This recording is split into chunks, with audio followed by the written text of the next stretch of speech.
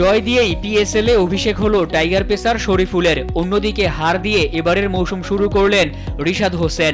পিএসএলে দিনের প্রথম ম্যাচে দেখা গেছে দুই বাংলাদেশের লড়াই, যেখানে রিশাদের রাওয়ালপিন্ডিজের 214 রান, শরীফুলের পেশোয়ার টপকে গেছে 5 বল ও 5 উইকেট হাতে রেখে। পেশোয়ার জালমির জার্সিতে অভিষেক ম্যাচে দুর্দান্ত বোলিং করেছেন শরীফুল ইসলাম।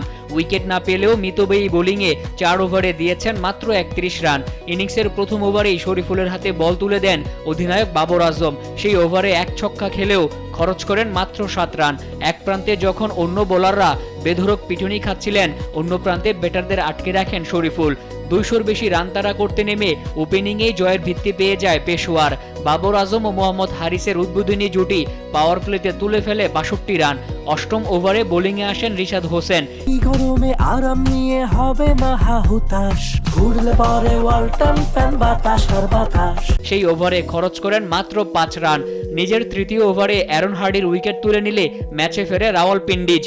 তবে আব্দুল সামাতের 11 বলে 33 ও ব্রেসওয়েলের অপরাজিত 17 বলে 35 রানের ইনিংসে জয় তুলে নেয় জালমি।